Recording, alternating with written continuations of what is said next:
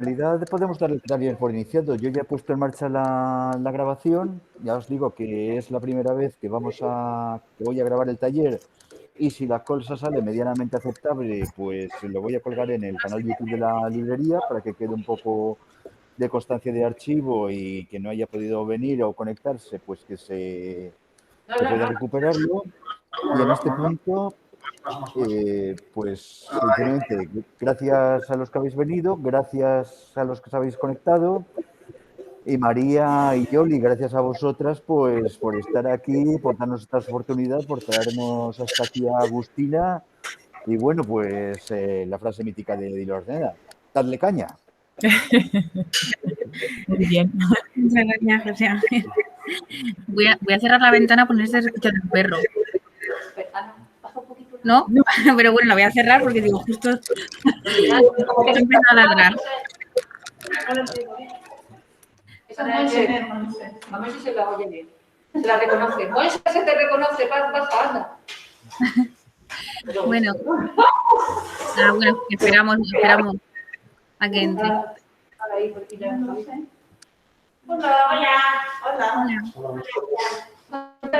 Bueno, que somos muchos. No, nada. Aquí mismo, con la historia del coronavirus. Entonces me pide un poco espera. Bueno, un poquito, ¿no? Ya me toca pronto.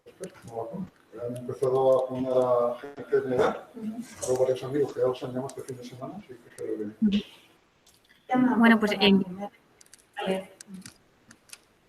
primero quería agradeceros a todos por haberos atrevido a leer a Agustina González, que sé que descoloca, eso puede ser el adjetivo, ¿no? El verbo, mejor dicho, que descoloca bastante, pero que bueno, creo que es muy interesante pues conocer esta figura histórica y literaria. También a José Ángel, porque siempre ha estado muy dispuesto y siempre, desde que Yolanda contactó por primera vez con él, siempre pues nos ha ofrecido, nos ha abierto los brazos para poder participar y hacer cosas con la librería. Y antes de nada, antes de hablar de Agustina, me gustaría hacer una muy breve presentación de la editorial Ménades.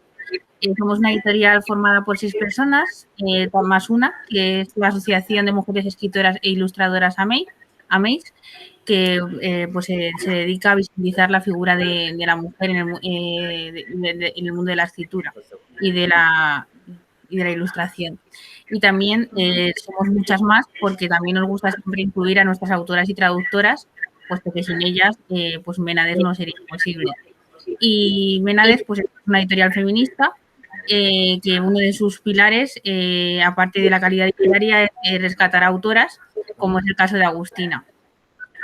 Y bueno, supongo que la mayoría habéis leído el prólogo y por eso tampoco me quiero repetir mucho el dato bibliográfico de Agustina porque sería un poco reiterativo. Entonces, brevemente, ¿no? Pues eso, nació en 1891 en Granada, en el seno de una familia de clase media. Bueno, su nombre del bautismo es Agustina Mercedes, porque en su familia había muchas Agustinas, y destacar que tuvo una gran influencia su abuela Agustina Blanco en el desarrollo familiar. Y aunque, digamos, su bautismo fue con Agustina,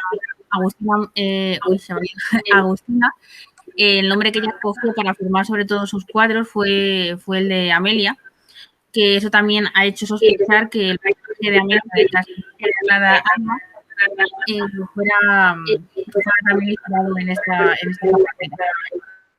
Que me estoy escuchando repetida. Y Agustina, pues, libros, a los 13 años perdió a su es que me estoy repitiendo y me está corriendo.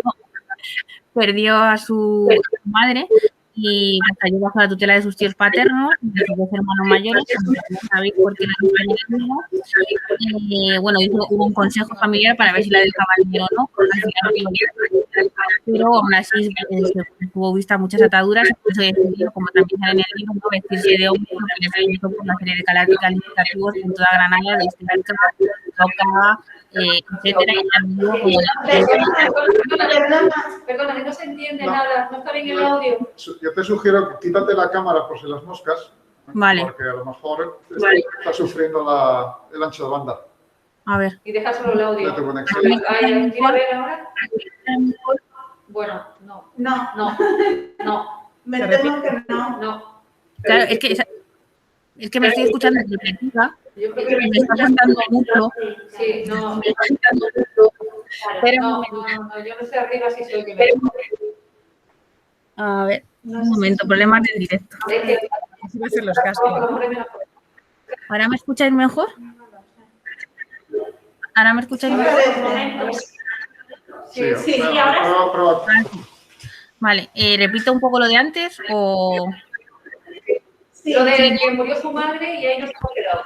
Vale, pues que al morir su madre, tras enviudar, pues fue recogida por sus tíos paternos y dos hermanos mayores. Me vuelvo a escuchar repetida, ¿me escucháis vosotros también?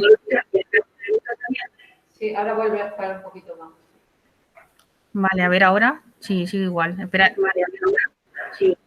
Es que es muy raro porque es difícil. Espera, voy a cambiar, voy a coger otros cascos. Tiene que ser... Tiene retorno. Es horroroso. Claro, es complicado hablar y es complicado, entiendo, escuchar, porque a mí me está costando, entiendo que a vosotros también. Claro. Sí. Yo no sé, voy a subir un momento. Es raro, porque antes no se oía, no estaba repetido el eco, no sé muy bien por qué. Pero voy a ver si... Yo creo que a ti se te escucha mejor. Sí, no sé. Mira, yo ahora mismo no me oigo. Perdona, igual es algo de los cascos. Sí. Aquí.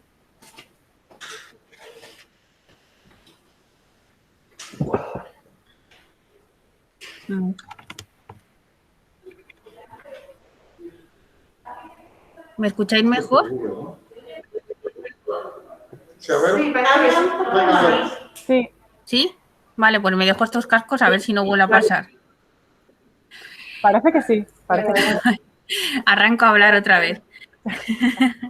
Que a los 13 años, cuando su madre falleció y tuvieron la tutela sus tíos paternos y sus dos hermanos, como habéis leído, eso le supuso sentirse bastante oprimida porque, hubo un consejo familiar para ver si podían leer, que al final sí que la dejaron, pero aún así siguió fuertemente oprimida y de ahí tuvo la idea, ¿no?, de vestirse de hombre, que eso le supuso que en toda Granada fuera conocida como una loca, como una histérica, desequilibrada, con todo lo que eso para ella supuso, ¿no?, alegando al final locura social, como habéis podido leer.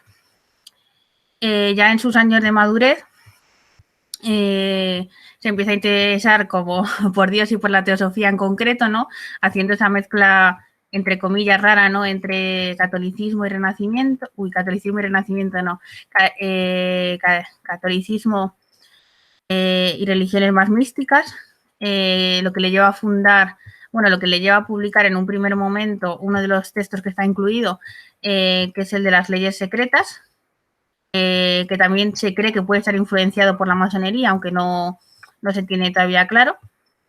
Y también en relación con sus obras, mencionar que escribió 2 obras de teatro, pero que no se conservan. Y en 1928 aparece su ensayo Justificación, en el que, intentando responder, ¿no?, a todas esas críticas que la sociedad granadina le había hecho, de explicar su conducta, ¿no?, que se ve muy bien reflejado en el texto. Y en relación con esto me gustaría leer una breve cita, muy breve, de Francisco Ayala sobre Agustina. ¿Me seguís escuchando bien, no? Que ya no me escucho repetida. Genial. Vale, pues Francisco Ayala dice de la zapatera: otra mujer notoria, aunque esta no por cierto en la Granada de mi infancia, era la famosa zapatera, de que nunca supe su nombre. La zapatera era una figura extravagante, probablemente una chiflada.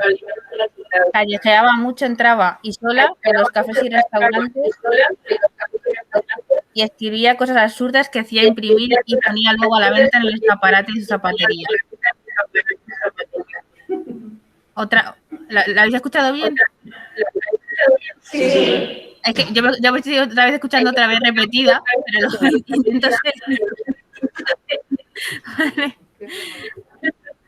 Mucha técnica, pero...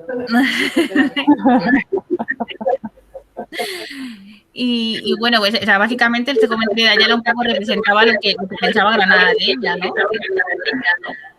Porque fue una rompedora en su época, completamente.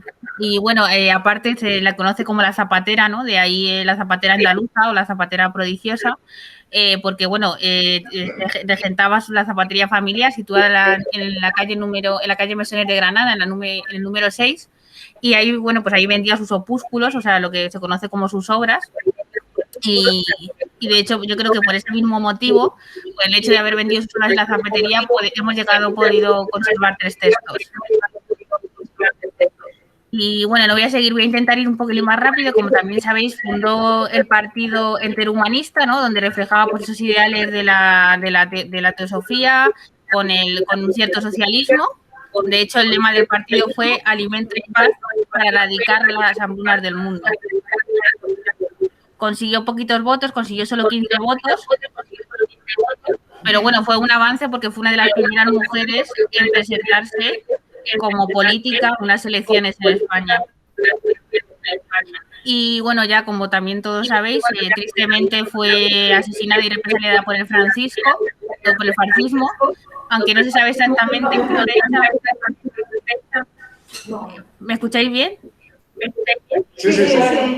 Es que me estoy escuchando repetida y me está costando mucho seguir el discurso.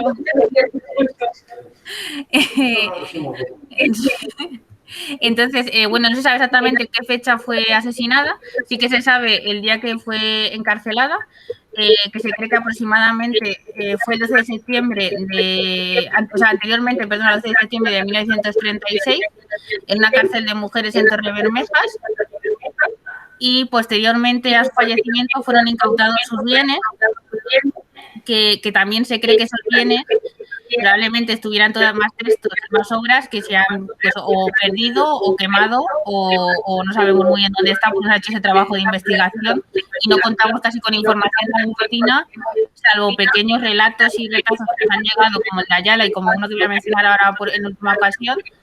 Y sí que me gustaría mencionar otro pasaje sobre su asesinato en Biznar, que probablemente se cree que falleciera cerca de García Lorca, que es en relación con uno de los militares franquistas, que al respecto de Lorca, pero también de la zapatera, denominado, que se llamaba Tres Castros, dijo: yo he sido uno de los que hemos sacado García Lorca de la casa de los Rosales.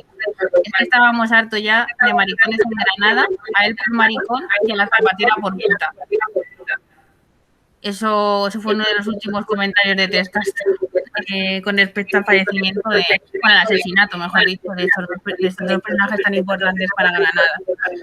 Y bueno, en último lugar, me gustaría contar otra cosita breve también en relación con el asesinato, que es el nombre del libro, Clemencia a las Estrellas, y es que según una cita de Julián Fernández Bailón, dijo que recuerdo que la famosa zapatera en la calle de Mesones, Agustina González, formó un escándalo con la plaza de Biznar cuando la subieron para fusilarla.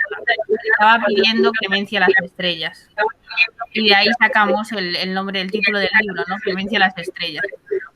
Y simplemente, en cuanto a la información de Agustina, simplemente volver a resaltar eso, que como no ha habido una investigación histórica de archivo para intentar recuperar pues, más sus textos, saber, yo que sé, por ejemplo, dónde fue exactamente enterrada, dónde fue asesinada, la información que poseemos de ella es muy escasa.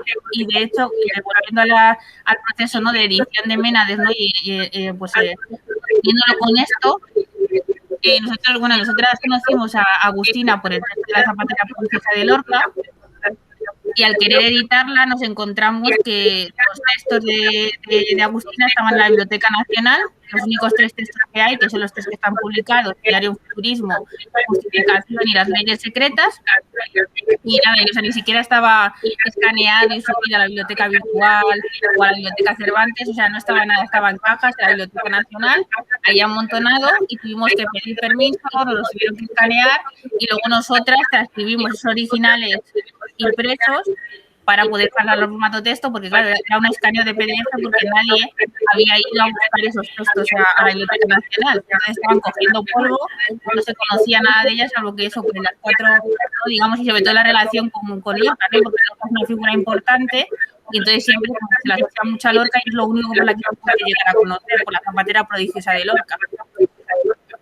Y esto es así un poco todo, así con los problemas técnicos del directo, que lo siento mucho. Nada. Bueno, así por seguir un poquito, antes de que empecemos ya y os lancemos preguntas. A mí me pasa lo mismo, ahora me estoy oyendo a mí misma, pero bueno, espero que me escuchéis bien. Sí. Se te oye mejor, se te oye más clara. Sí. Genial. Sí. Pues nada, sí, simplemente un poco por poner en contexto, ¿no? También nos ha contado María que Agustina nace en el año 1891 y fallece, la asesinan en el año 1936. Entonces, a mí siempre me gusta mucho cuando leo, cuando documento algo, documentar el contexto histórico, ¿no? Entender dónde está inmersa, dónde está colocada un texto, una autora, una obra artística, la que sea, ¿no? Entonces, así como muy a grosso modo, y ponerlo también sobre la mesa, lanzar qué está pasando, ¿no? Qué sucede en ese primer tercio del siglo XX. Es un momento que se caracteriza porque es una época de enfrentamientos y contradicciones, se caracteriza por la modernidad y el progreso. Hay grandes avances tecnológicos, aparece justo a finales del cinematógrafo, el gramófono, esas imágenes en movimiento, esa grabación del sonido, son verdaderas revoluciones, ¿no? Es algo que no existía hasta la época, y que incluso en las primeras escuchas y las primeras reproducciones, ¿no? de ese cine, hasta se llega a asustar, ¿no? La gente. O sea, tenemos como esas imágenes en la cabeza o esas referencias de qué sucedía en aquella época. Y también se produce algo muy interesante, que es el ansia de ruptura, que se materializará luego también en esas vanguardias artísticas. Pero sobre todo, más allá de lo que es esas vanguardias artísticas, me interesa poner sobre la mesa lo que sería la búsqueda de unas nuevas fórmulas de expresión, que de alguna manera también está aquí en el texto, y sobre todo en el texto del ideario futurista. Luego también hay muchas tensiones entre los países y dentro de ellos. O sea, justo cuando ella escribe el ideario futurista, que es en el año 1916, en el mundo se está produciendo la Gran Guerra. Es una guerra que dura 4 años, que además acarreó millones de muertos, en las que hay unos vencedores que luego encuentran unas condiciones muy difíciles de cumplir a los vencidos, luego aparecen los fascismos, etcétera, ¿no? Pero por tener también como esa referencia que está pasando ahí y que hay una gran convulsión dentro de España. También, ¿qué sucede? Ella en el 16 escribe ese texto y los otros 2 textos que tenemos en esta recopilación, en Clemencia y las estrellas, sería en el 27 Justificación y en el 28 Las leyes secretas. ¿Qué ha pasado también antes entre esos textos? Hay una revolución rusa, ¿no? En octubre del 17 que presenta un ideal de la lucha del proletariado que llega a España y llegará también a través de diferentes textos, tiene sus resonancias. Y hay unas búsquedas, una necesidad de igualdad y de poder acceder e ir un poco más allá. En el ideario futurista, por ejemplo, hay referencias a que ella, y se explica muy bien también en la introducción, a que ella, una de las cosas que busca es, aparte de esa ruptura con la ortografía, busca una ruptura en las formas sociales, ¿no? Incluso se llega a plantear que ella lo que busca es educar a las masas de una manera un poco más simplificada, ¿no? Esta dicotomía que hay, ¿no? y que se planteaba de apocalípticos o integrados. ¿Qué es mejor, que la cultura llegue a todos o que la cultura llegue a una élite y luego la reconvierta, la reduzca para que pueda llegar al resto, ¿no? Una educación filtrada, una educación común para todos. Bueno, ahí está también ese debate que se está produciendo en ese momento histórico y a través de las generaciones literarias que tenemos ahí. A nivel político en España, justo en los años en los que ella vive, tenemos un reinado de un rey, de Alfonso XIII, que además, gobierna entre 1905 y 1931, tampoco es entrar mucho en detalle, pero saber que hay un malestar incipiente que está ahí, o sea, llega incluso a una interrupción, digamos, con unas dictaduras entre medias. Tenemos a Primo de Rivera desde el 23 hasta el 30, luego hay unos meses con Berenguer, vuelve Alfonso XIII, nadie le quiere, elecciones y sale la República, ¿no? Y del 31 hasta que estalla la guerra está la República con también muchos movimientos y muchos cambios. Eso está ahí, está sucediendo. También es importante tener eso en la cabeza. A nivel literario, podríamos decir que está el antecedente de la famosa generación del 98. Es verdad que a esta autora no se la puede encasillar, eso está más que claro. Y después de leerla creo que es como imposible, ¿no? Encajarla en ningún sitio. Pero cosas que podrían resonar de esa generación del 98 quizá es esa preocupación por España, que ya está en de los 98istas, ¿no? Que es el abordar ese problema de una regeneración nacional desde un punto de vista más subjetivo. No buscan tanto una solución económica o social, sino que buscan una renovación de valores, de ideas y de creencias. Eso está ahí, de alguna manera. Lo podemos sacar. Y luego un poco más cercano a lo mejor a ella, si queremos hablar como de siguientes generaciones, está claro que está la del 14, donde ya empieza a haber autoras que resuenan mucho. Ahí se encaja a María Goiri, a Campo Amor, a Ken, a Zeneda Campubrí, a María Zambrano, que coincide que son además esas primeras mujeres que han empezado a tener acceso a la educación. Y ahí rescato un poco lo que ha dicho María.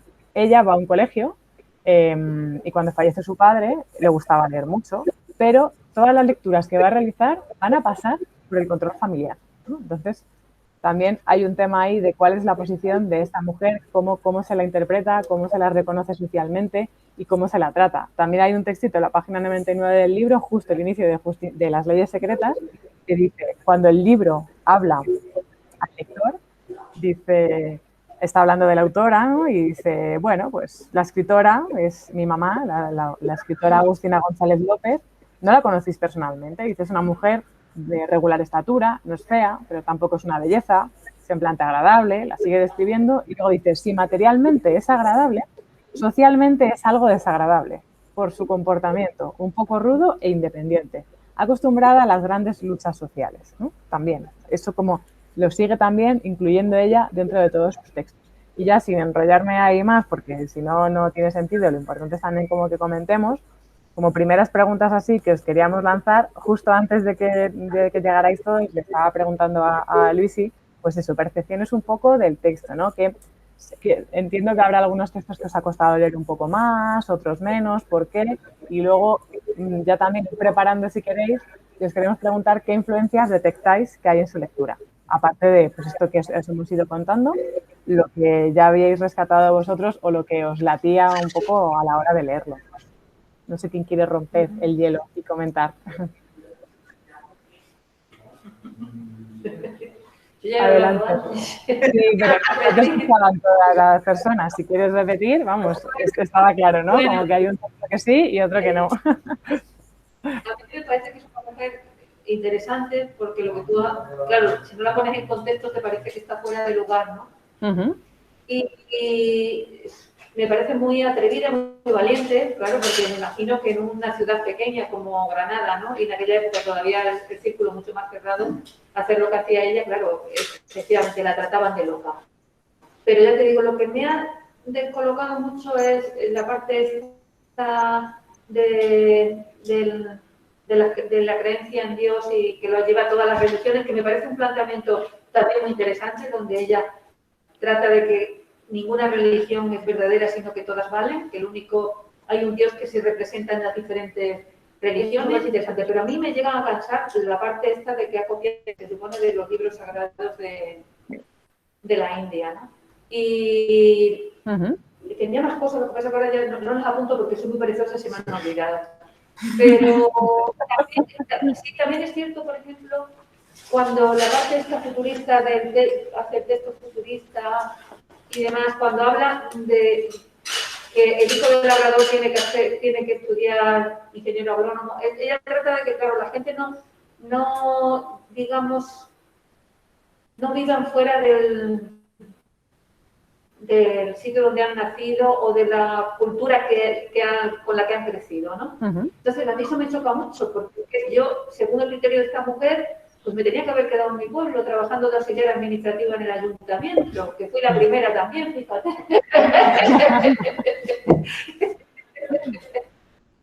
¿Sabes? Entonces, la veo así como un poquito y es verdad que da muchas ideas, muy didáctica, como queriendo enseñar mucho, pero a veces es muy simple, sobre todo, por ejemplo, cuando hace el estudio sobre socialismo y comunismo, se queda efectivamente pesa mucho su humanismo, más que su postura política, con conocimiento y con estudios, me parece, y ya no quiero hablar más. Si no tienes nada que ver con pasapalabra, tío Vitus, que a mí me gusta mucho.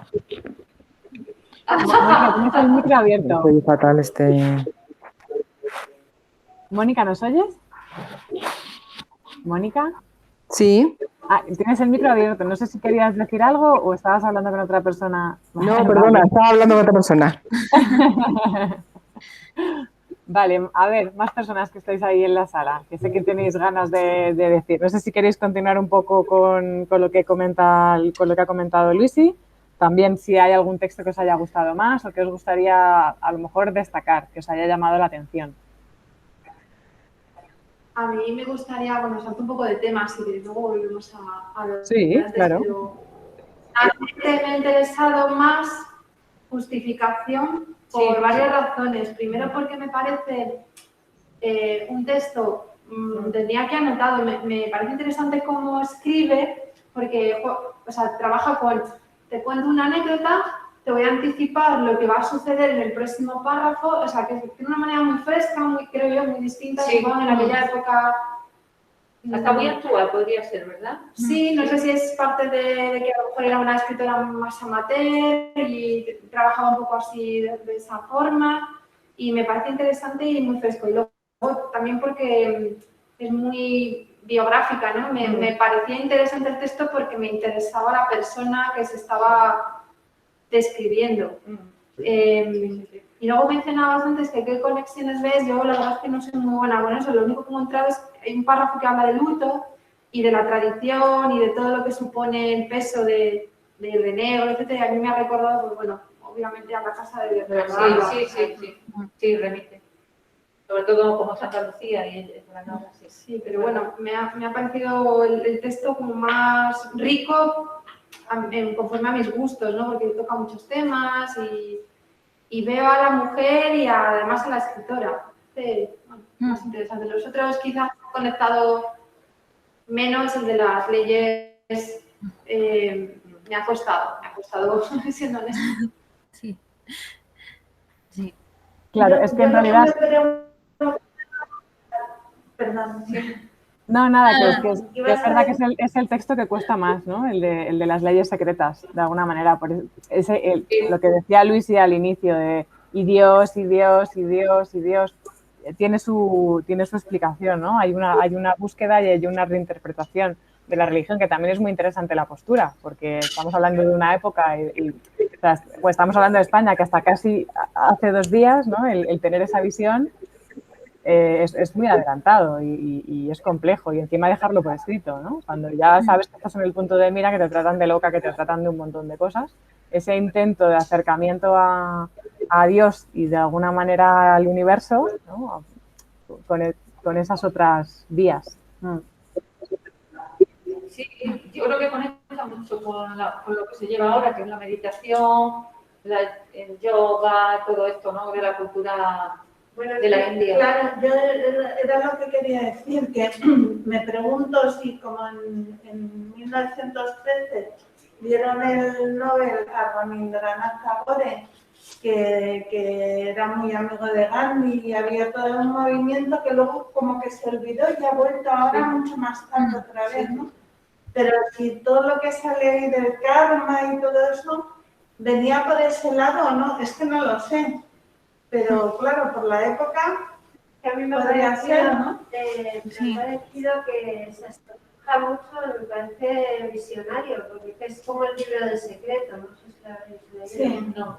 Sí, así. Bueno, pues es la teoría americana, pero es que retrata eso. Y en esa época, o sea, que se adelante a estas teorías me parece visionario, la verdad. Igual que lo de la escritura, futurismo, casi un descubrimiento, porque nadie la conoce. Es una persona muy interesante.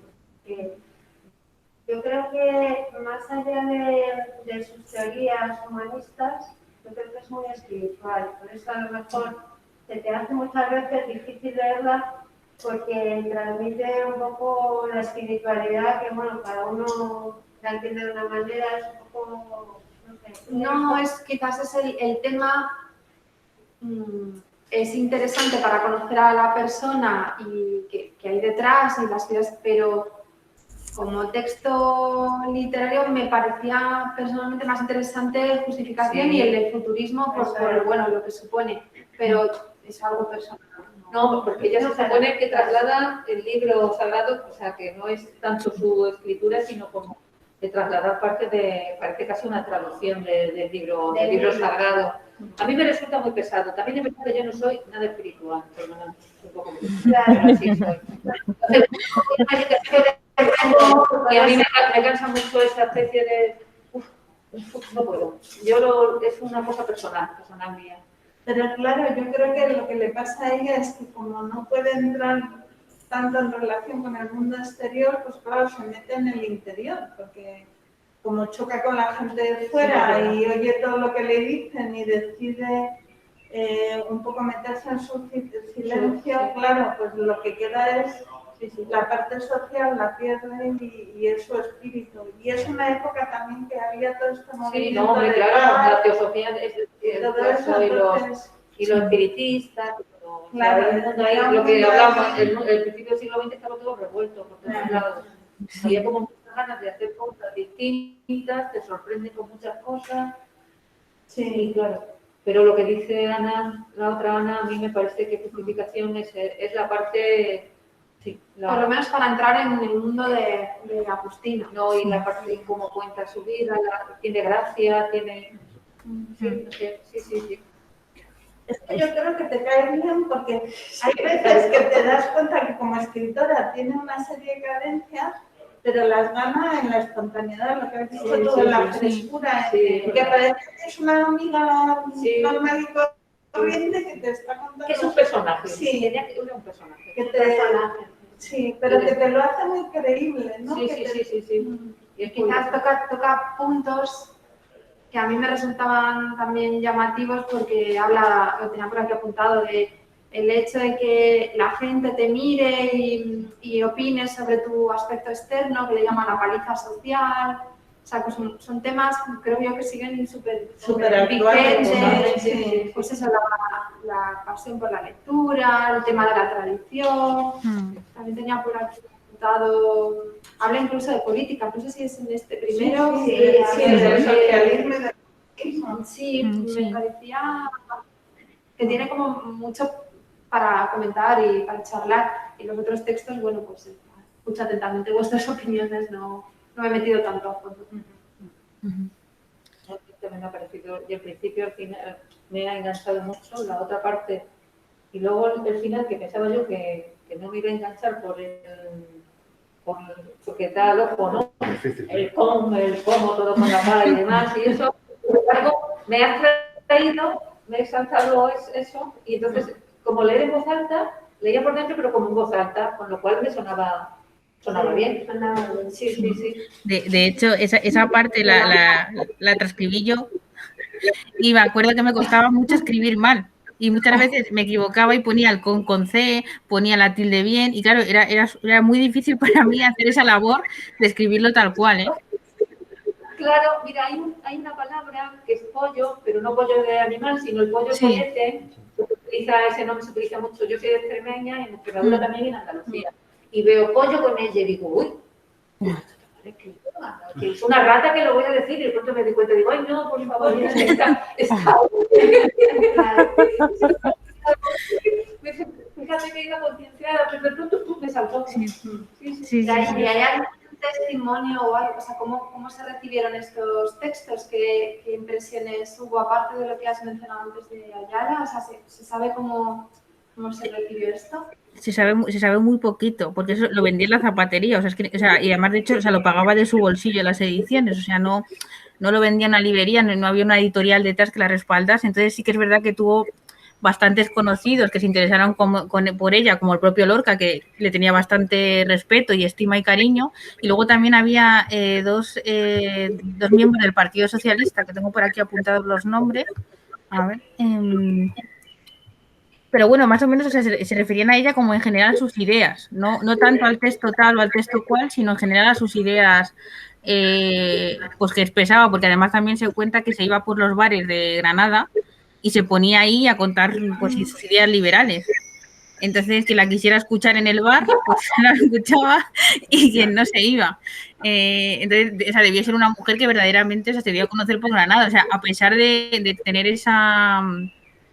¿no? Ese como o sea, interiormente se refugió mucho, pero por otra parte sí que tenía una necesidad como didáctica, ¿no? De mostrar al mundo lo que había descubierto y de que no, pues eso de obreros del mundo unidos, ¿no? Y ese mezclado un poco con el cristianismo se reflejaba. Y iba a deciros los dos nombres de los dos miembros que lo tengo aquí, que es Alejandro Otero y Rafael García Duarte, que bueno, fueron por el Partido Socialista y recibieron, o sea, de ellos recibió un gran apoyo para fundar el Partido Interhumanista, pero en cuanto a sus textos se conoce poco, sino es más bien sobre lo que es ella como personaje y no tanto de sus textos.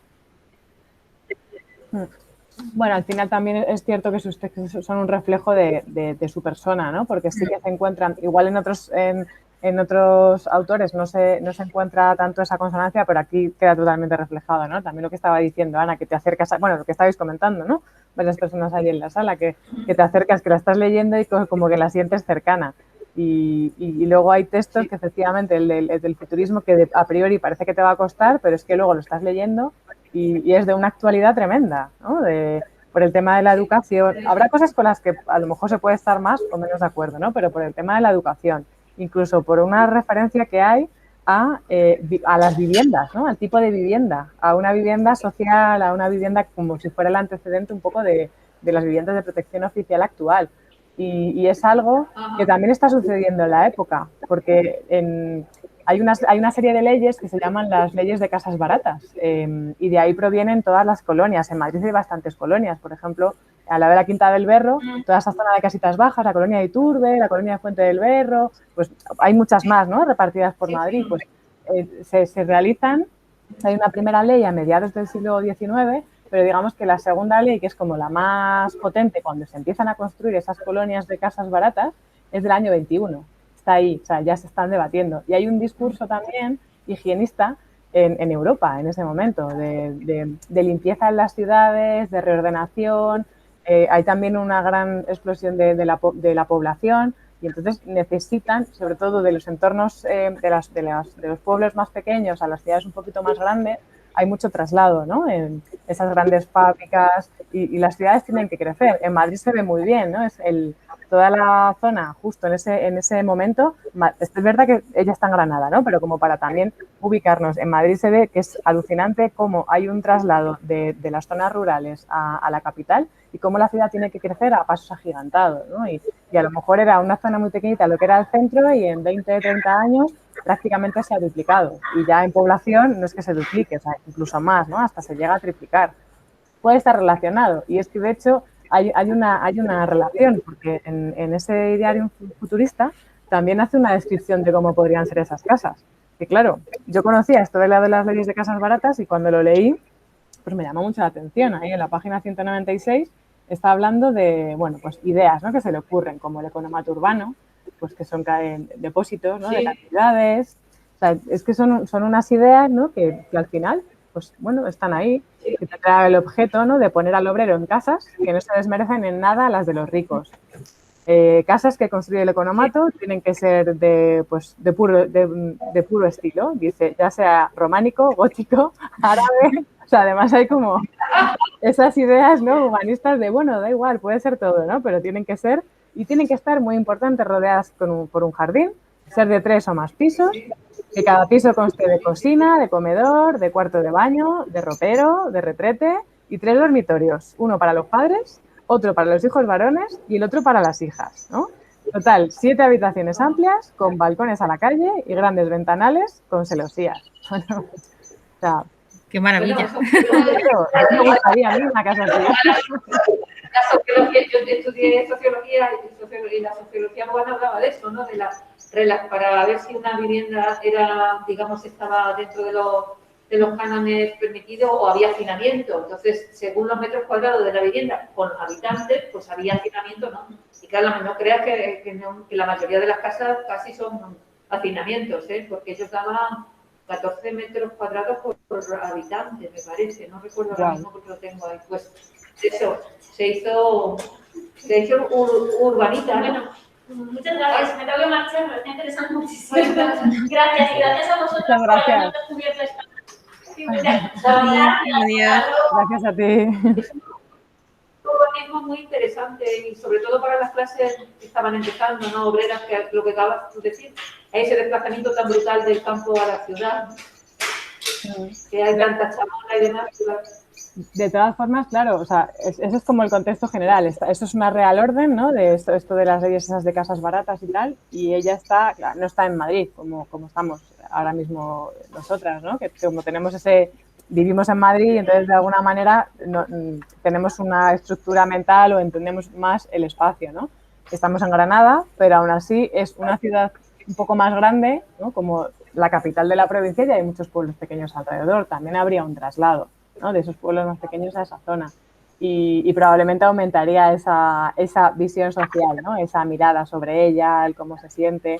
Bueno, a priori parece que no le importa, ella quiere continuar con ello, quiere ofrecer o mantener, no ofrecer, sino propiciar esa lucha contra el señorito andaluz. Llega a aparecer también como en algún punto, ¿no? Esa lucha contra el que está arriba. Y yo, a mí por lo menos al leerlo, también se me un poco, esa imagen la tengo en la cabeza, ¿no? Es como la hemos tenido siempre y está en los textos, en esas relaciones entre las personas, en el que está arriba, el que está abajo, y en determinadas zonas geográficas todavía está más representado de alguna manera. Sí. Habla del servilismo, ¿no? De los pobres hacia los ricos, que lo estamos viendo hasta ayer. Ahora, es que está más claro que el agua. La evidencia. O sea, que han pasado 100 años y seguimos un poquito mejor que o yo no sé. Esto yo no sé. Sí. Ya está. ¿Más cositas que queráis así poner sobre la mesa, comentar? A mí una cosa que me ha llamado bastante la atención, te digo la verdad del libro, ella es una persona que hasta cierto punto es bastante racionalista en muchos temas. Es decir, por ejemplo, todo el tema de la limpieza, todo el tema de la educación, el interés por la ciencia. Me hace mucha gracia, se sabía de memoria la biografía de Benjamin Franklin. Y sin embargo, luego me chocó muchísimo el siguiente relato, en el que empieza a poner esa diferencia entre el espíritu y el cuerpo, y que básicamente una explicación de muchas de las cosas que pasaban en el mundo, incluyendo la orientación sexual, era por una incompatibilidad entre el cuerpo y el espíritu. Entonces, claro, a mí me dejó absolutamente descolocado porque es que o sea, es como el agua y el aceite. O sea, es imposible que eso mezcle, ¿no? Y luego, desde el punto de vista de conciencia política o de idea política, hombre, bastante naif. Sí. Hay una cosa que me llama mucho la atención, que es la crítica brutal a los bolcheviques, en un momento en el cual realmente posiblemente la información que existía en el país era mínima, porque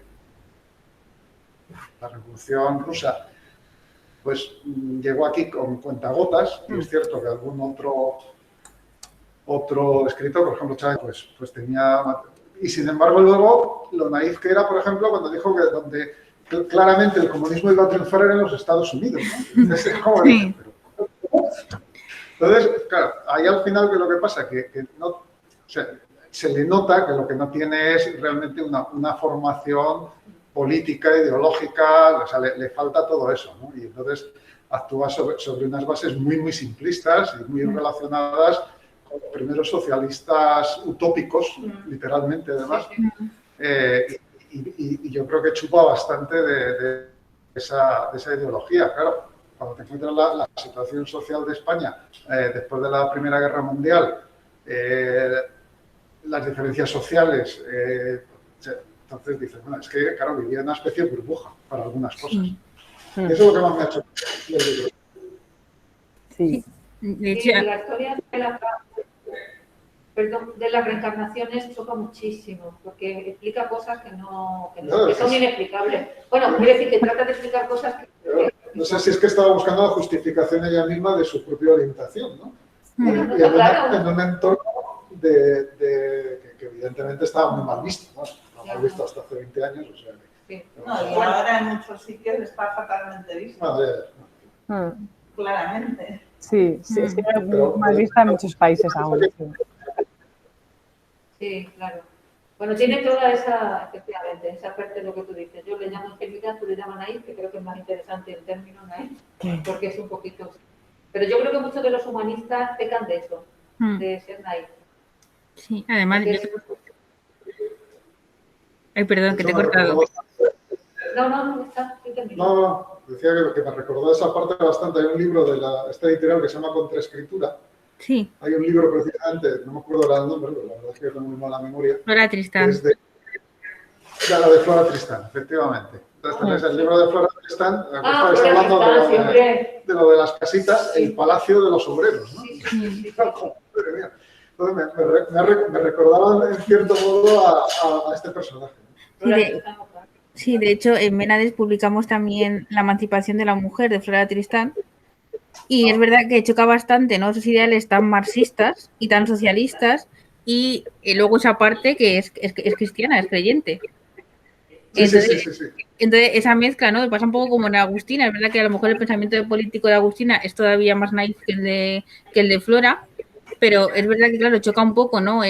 Sobre todo cuando empiezan justificación con esas ideas feministas. Iba a decir protofeministas, pero en muchos casos son feministas sin el proto.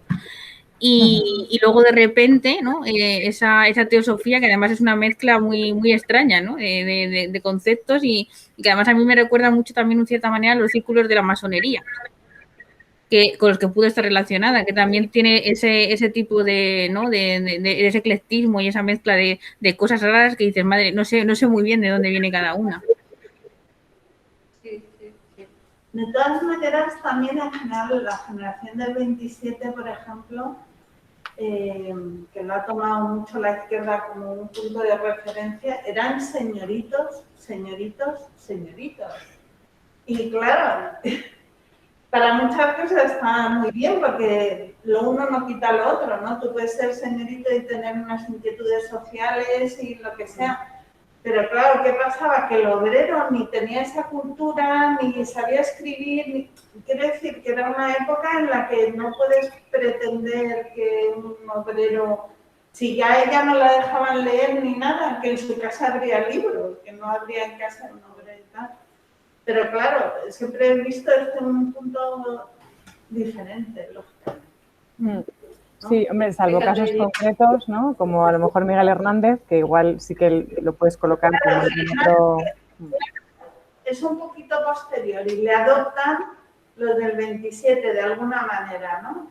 Pero es el único, el resto eran señoritos, bien señoritos. Claro. Por eso es tan importante la escuela pública y obligar por ley que se lleve a los niños al colegio. Y evitar el PIN parental, porque el PIN parental lo que te hace es enseñarte lo que tus padres, como decía sobre todo mi hijo de filosofía, que hay niños a los que hay que salvar de sus padres. Pues, sí, Claro, de todas maneras también hay un interés, hay leyes reguladoras de la enseñanza desde mediados del siglo XIX en España. O sea, la ley Moyano, que además es de la que beben todas nuestras leyes educativas posteriores, está ahí, ¿no? Y también de alguna manera pide una obligatoriedad de la enseñanza hasta un nivel, ¿no? Y efectivamente es verdad, estamos hablando que al final quiénes son los que están dentro de esas grandes generaciones liberales y fuera de ellas, ¿no? Porque esto de categorizar todo a veces tampoco es interesante, porque no a todas las personas las puedes categorizar, ¿no? Cada persona tiene un ente, puede estar dentro de un contexto, pero bueno, esto de categorizar todo a veces es hasta mucho más conflictivo. Y es cierto que quien tiene ese acceso a la educación son unas determinadas personas. Y también sucede con las mujeres, claro. O sea, ya si nos vamos a las mujeres, pues todavía más aún, ¿no?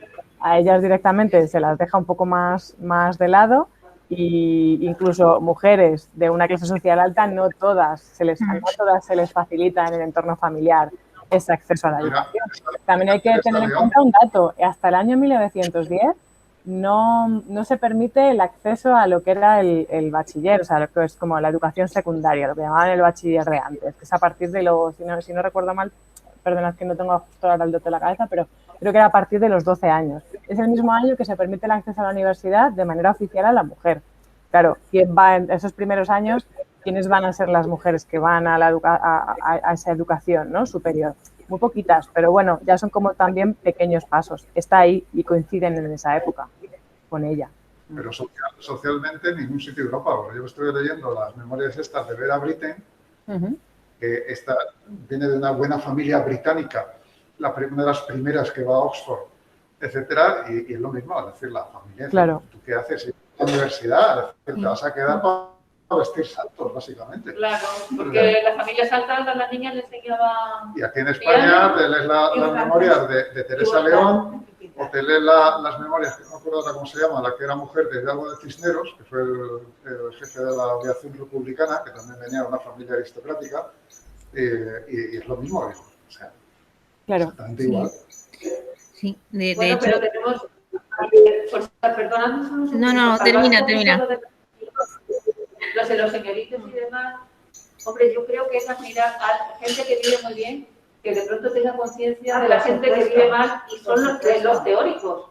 Porque además, si todos estos, si llegan a ser obreros, no te da tiempo a ser teórico ni a reflexionar, ni a tener discursos. Mira, Engels, que era, el padre era un industrial del textil. Claro. Entonces, bueno, yo creo que eso, cuando ahora, por ejemplo, a alguien de un partido de izquierda se le dice, pero si tú eres eres un pijo de no sé cuánto, a mí yo, por otro lado, digo, bueno, gente que te podrían vivir sin necesidad de preocuparse por gente. No, sí, yo no lo decía como crítica, sino un poco para entender que, claro, no. El que lo vive en propia carne, pues siempre tendrá una experiencia mayor y una visión más realista, sobre todo una realista. No, claro. No tanto como... Ella, pues ella al final, tal y como cuenta, a mí me encanta el primero. O sea, al final lo que ella cuenta, en el fondo, no deja de ser una autodidacta. Y encima sin ningún tipo de mentor. Porque claramente no hay ninguna figura en ese relato, no hay ninguna figura que ella diga, oye, pues este me ayudó, me guió, no sé qué, no sé cuánto. Sí, de hecho, el único mentor que se conoce a Agustina solo le introdujo en la astronomía. Tengo por aquí el nombre. Y quiere decirte, y luego también se sintió muy atraída por José Bartolomé Gallardo, pero claro, es que había que pensar también a qué libros tenía acceso Agustina. Claro. En los libros de medicina del amigo de su hermano. O sea, que se lo dejaba porque quería que se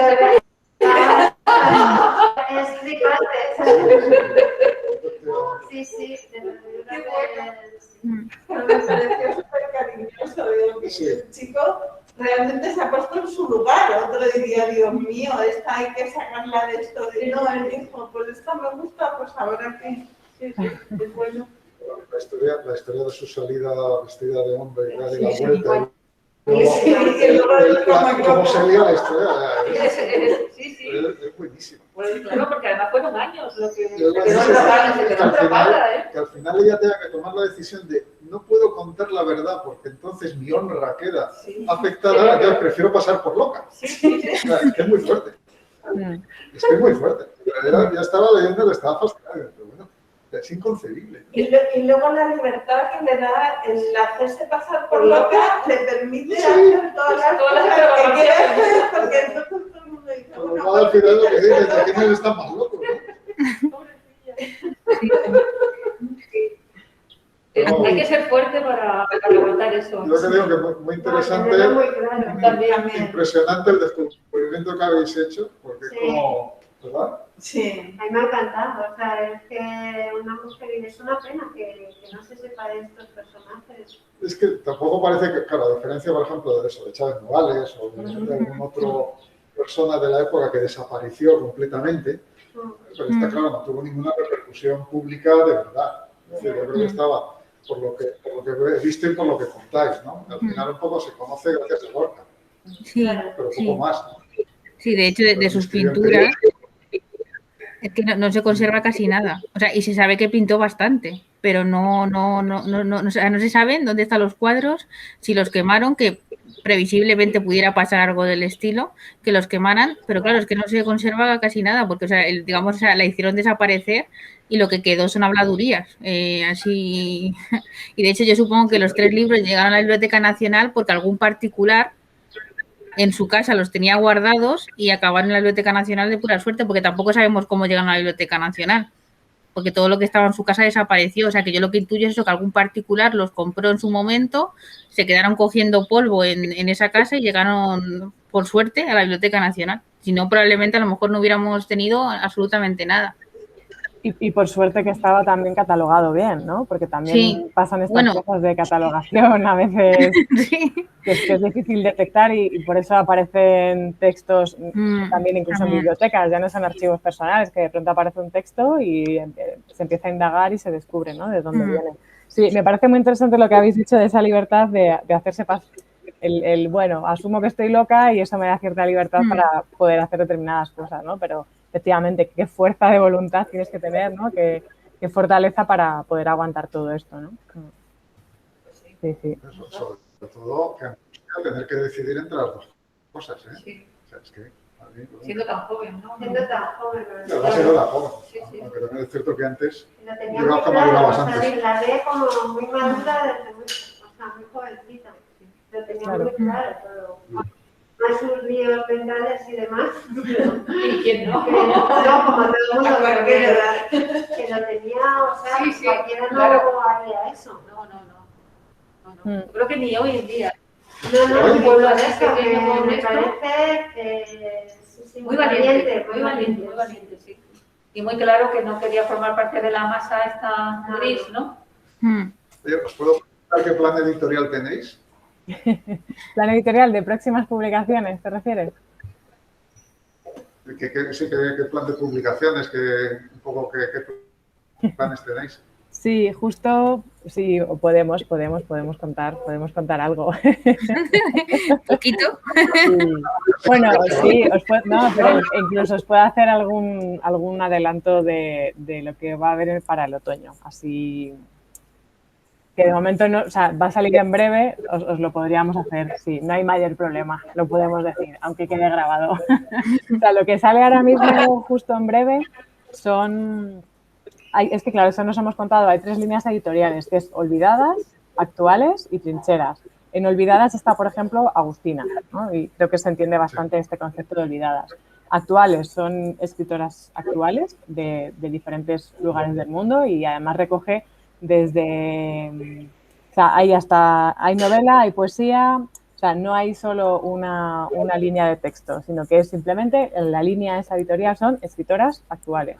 Y luego Trincheras, que ya va más hacia el ensayo y sobre todo son estudios que llevan al debate, que pueden generar, pues eso, un conflicto. Entonces, lo siguiente que sale ahora va a salir un Trincheras a finales de mayo, que es un estudio sobre, bueno, es un texto sobre desigualdad de género en el arte en España, que es también súper interesante, sale un poquito del resto de textos que tenemos y justo los otros 2 siguientes que salen son en actuales, dos autoras, que es la primera vez que publican las 2 con textos muy frescos, una de poesía que es una delicia, de Mercedes L. Caballero, y otro de unos relatos muy cortitos que es un diálogo entre 2 personas, que también son escenas cotidianas, pero que es un texto nada, son 64 páginas y se va a llamar Glory Box.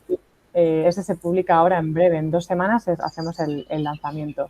Y es un diálogo entre 2 personas, como si estuvieran escribiendo ese mensaje de texto desde lugares diferentes y que están recordando un montón de cosas. Y también se lee muy bien y tiene bastante trasfondo.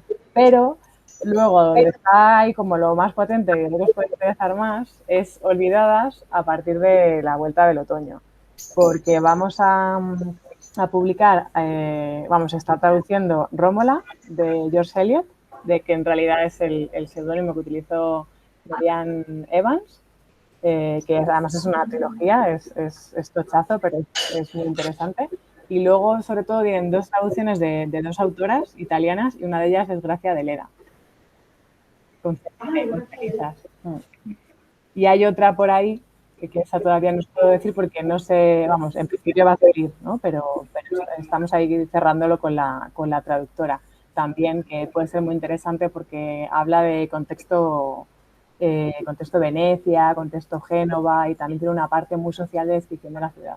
Muy, muy, muy interesante. Hay más cositas por ahí, pero esas son las que os puedo adelantar y creo que os puede interesar más que estas últimas que salen ahora en mayo y junio. ¿Ya tenéis trabajo? Sí, y hay un montón de cosas que ya salen para el año que viene, porque es que era imposible encajarlas. Sí, también hay por ahí un par de autoras turcas que estamos a ver si las publicamos, pero tampoco, ahí sí que no os puedo decir porque no hay nada cerrado aún. Pero también muy, muy potentes y muy interesantes para darles voz, porque son casos de mujeres. De alguna manera hay una similitud con Agustina, ¿no? Son mujeres que por sus escritos o por sus acciones, ¿no? Sobre todo, pues o han pasado por la cárcel o incluso han fallecido, ¿no?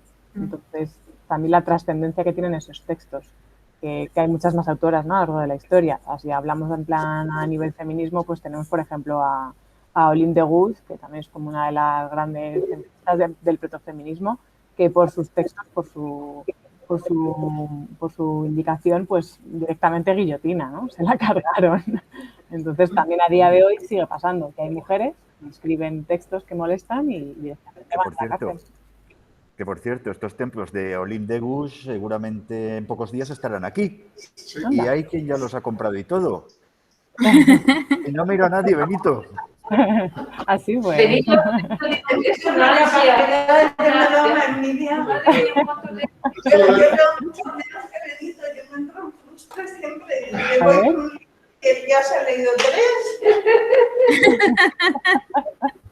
3. Voy a ver un segundo, a ver si puedo adelantaros alguna cosita más de la que hay. Creo que ya os he adelantado todo lo que podía, incluso un poquito más.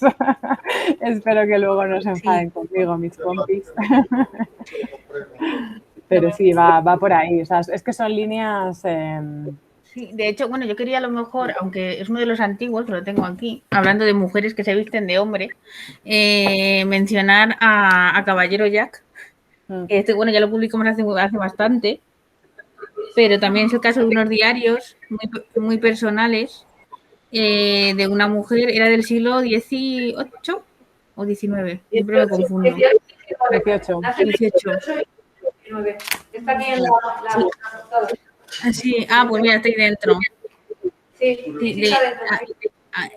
Al Lister, que bueno, que también hay una serie de HBO que se llama Caballero Jack, si la queréis ver, que bueno, que son los diarios y pues también en este caso se le conocía Caballero Jack porque se vestía como un hombre y además y lo que no sabía la sociedad es que aparte era lesbiana, entonces aquí cuenta todas sus anécdotas con mujeres, la administración de sus tierras, y son sus diarios íntimos, o sea que aquí está reflejado todo y como documento histórico y como personaje es una maravilla.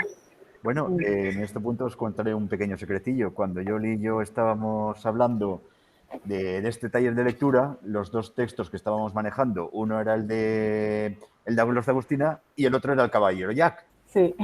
Entonces, lanzamos la moneda y bueno, salió cara y esto quedó en la cruz. Sí, luego también de este año hay un texto muy interesante que tiene mucho que ver con también lo que hemos hablado, ¿no? De este tema del acceso a la educación, de qué lugar ocupa la mujer. Y claro, bueno, estamos en el año de Doña Emilia, ¿no? Y también hemos publicado este año un ensayo que se llama Moviendo los marcos del patriarcado, el pensamiento feminista de Emilia Pardo Bazán, que es una delicia de texto. O sea, no sé si que habéis leído de Doña Emilia, pero es una visión tanto de su vida como de su obra y recorre diferentes conceptos, entre ellos el que la mujer debe tener un destino propio, más allá del ser madre y del cuidado, que es en plan de puedes tener hijos o no puedes tenerlo, ¿no? Pero es una decisión personal. Y llama mucho la atención también por el tipo de vida que ella tiene, porque ella la casa muy joven, tiene hijos y luego pues por una serie de cosas, incluso ella también rompe muchas maneras de socialización y de relacionarse y de ser de la mujer. Por ejemplo, el ir a los entornos literarios, el escribir y dedicarse a ello, vale que venía de una familia que tenía caudales, ¿vale? Que también podía dedicarse a lo que decíamos, ¿no? No tenía que trabajar, pero ella quería vivir de su escritura. Cuando tiene un problema con el marido, claro, al marido le critican por lo que hace su mujer y por lo que escribe, ¿no? Y hay un punto que de alguna manera el marido le dice, o los libros o yo, ya lo tiene muy claro, dice, los libros, ¿no? Ahí no hay nada que decir. Y luego en acciones como, por ejemplo, amamantar a sus propios hijos. que en esa época y en su clase social, vamos, ni se les pasaba por la cabeza. Y ella incluso, se sabe que hay textos en cartas, ¿no?, que habla del gozo de amamantar a sus propios hijos, ¿no? También esta conexión, aunque luego ponen los libros por delante de ellos, ¿no?, pero es muy familiar y tiene esa conexión con ellos y existe también ese conflicto, ¿no?, como esa dicotomía, y también cuando está lejos de ellos les echa mucho de menos, eso aparece todo en los relatos. También cosas así como muy la referencia al deseo, cómo habla del deseo, cómo habla de los mujericidios, que es la primera vez que se habla de mujericidio, ¿no?, de por qué los hombres matan a las mujeres, ¿no?, violencia de género y la palabra mujericidio. De hecho, también hay una recopilación de textos periodísticos, El encaje roto, que los lees y prácticamente piensas que se ha podido sacar de textos de un periódico de hoy en día. Entonces, va sobre todo eso, ya no entra tanto en rescatar textos suyos, sino como... Tengo que irme, que me tengo que ir, muchas gracias, es que tenéis mi cumpleaños y tengo una cena. ¡Ay, felicidades! Ha sido esta semana. Felicidades. Pues oye, pues doblemente agradecidas, que encima has venido el día de tu cumpleaños. Bueno, siendo esta semana, pero tengo la cena hoy. Oye, mucha suerte con el tema y nada, ya se lo voy a recomendar a algunas amigas mías que seguro que os van a seguir. Vale, genial. Hasta luego. ¿Qué personas no? Que tantas personas en la cena, ¿no? Ya queda poco para esto, para cambiar. Pues eso, estaba así mirando que os podía adelantar más, pero realmente no os puedo adelantar mucho más. Sí deciros que no sé si escribís alguna, porque acabamos de sacar una convocatoria para de relatos que tienen que ver con la mitología, pues si le queréis echar ahí un vistacín. ¿Tiene que ver con la mitología? Sí, con reescribir los mitos y pues digamos como con mitos nada clásicos, ¿no? E ir un poco más allá y reinterpretar mitos de mujeres que están ahí también, ¿no? Hay muchos mitos relacionados con mujeres y conocemos 3 o 4, pero hay muchísimos más. Y incluso pues hombres mitológicos muy conocidos que pasaron por mujeres en determinados contextos, ¿no? También ese travestirse desde el otro lado. Así que bueno, ahí también lo dejo por si hay alguna escritora en la sala y le apetece. La convocatoria está abierta y todavía hay tiempo para que le echéis un vistacillo. Está ahí en la página web de Menades, si queréis mirarlo, y si no, nos podéis preguntar y yo se le paso a José Ángel para que lo pase. Es como doble convocatoria y una se llama Relatos nada clásicos y el otro Clásicos nada visibles, ¿no?, que juega un poco pues, con eso de los relatos que efectivamente no son clásicos pero no lo son porque no los tenemos, no los conocemos tanto y esos clásicos que no son visibles pero que están ahí, ¿no? Vale, pues nada. Me encantaría ser escritora, pero soy muy perezosa y soy muy mala escribiendo.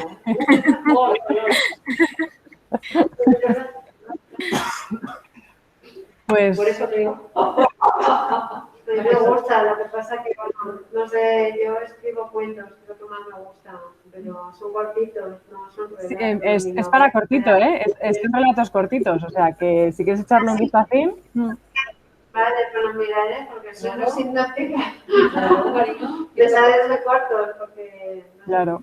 Mira, está abierto, lo hemos abierto el 5 de junio, hace 2 días, y está abierta la convocatoria hasta el 15 de junio, o sea que todavía tienes ahí tiempo para dar una vuelta. Vale. Y además, si tienes alguna duda o lo que sea, también tenemos un correo electrónico para centralizar todo esto, o sea que nos puedes preguntar. Y sobre todo es el reinventar un poquito estos relatos griegos, bueno, clásicos, ¿no? Sí, no. Están ahí, darles una vuelta, reinventarlos, ¿no? De una manera así que puede ser crítica, humorística, hipotética, bueno, que está abierto, ¿no? Hay como 2 convocatorias que son parecidas pero son muy diferentes. Y bueno, pues puede ser en formato de relato, de cuento, de poema, ensayo, artículo, es muy abierto. Bueno, pues a ver si me animo, ya te contaré. ¿Y las editoras escribís? ¿Las editoras escribís o sois escritoras frustradas? No. Frustradas. Frustradas. Escribir no escribimos. De hecho, bastante lo que tienes que leer, ¿no?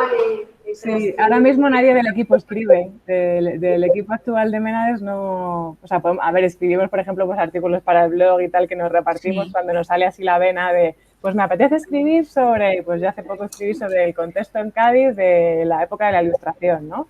Y los periódicos de mujeres. Pues por una publicación también que va a salir de la Pensadora Gaditana, pues en plan de me apetece escribir sobre esto. Y pues me escribí un artículo, o sobre el libro de Emilia Pardo Bazán, ¿no? También, pues hice así como un resumen y me salió como muy poético y bueno, está por ahí publicado. Pero no. Gracias. Hasta luego. Gracias. Hasta luego. Sí. Nos vamos a ir ahí. Claro, si ya es... Sí, ya es la hora. Pues la verdad es que sí. ¿Os Lo parece? de... En este punto, si os parece, damos por finalizado oficialmente el taller de lectura. Yo en este momento para la grabación. Y nada, daros las gracias a María y a Yoli, a todas las que os habéis venido, las que os habéis conectado. Y nada, sencillamente avanzar que el próximo taller tendrá lugar el viernes 18 de junio. Cambiamos totalmente de tercio, cambiamos totalmente de enfoque, nos volvemos al mundo de la ficción especulativa, de la ciencia ficción, y veremos pues uno de los popes de la ciencia ficción contemporánea. Leeremos a Ted Chiang y su compilación de relatos Exhalación. Y en este punto pues ya desconecto la grabación y ya pues nos quedamos charlando aquí privadamente. Gracias a ti, Pilar.